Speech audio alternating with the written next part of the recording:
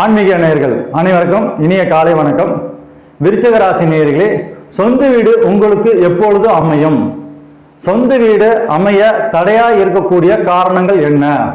அதற்கு பரிகாரம் என்ன?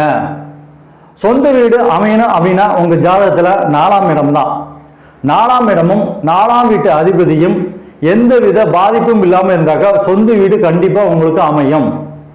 4ஆம் இடமும் 4ஆம் வீட்டு அதிபதியும் பாதிப்பு நிலையில் இருந்தாருனாக்கா சொந்த வீடு அமையறதுக்கு உங்களுக்கு பார்த்தீங்கன்னாக்கா தடையா இருக்கும்.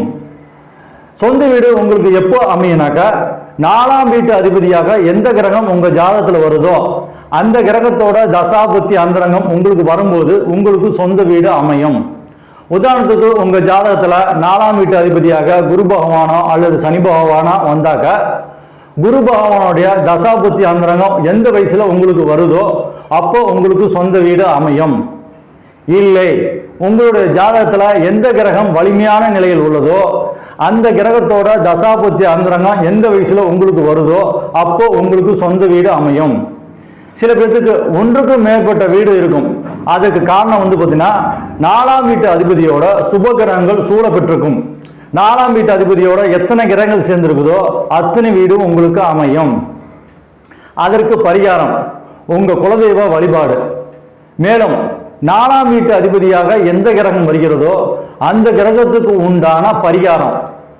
மேலும் உங்க ஜாதகத்துல எந்த கிரகம் பலவீனமான நிலையில் இருக்கிறதோ அந்த கிரகம் பார்த்தீங்கன்னா சொந்த வீடு அமைய தடையா இருக்கும். அந்த கிரகத்துக்கு உண்டான பரிகாரம் குலதெய்வ வழிபாடு. 4ஆம் வீட்டு அதிபதியாக எந்த கிரகம் வருகிறதோ அந்த கிரகத்துக்கு உண்டான பரிகாரம்.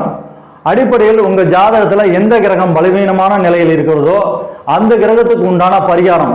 இதை மட்டும் நீங்க செஞ்சுட்டு வந்தீங்கன்னாக்கா கண்டிப்பா உங்களுக்கு சொந்த வீடு அமையும். நன்றி.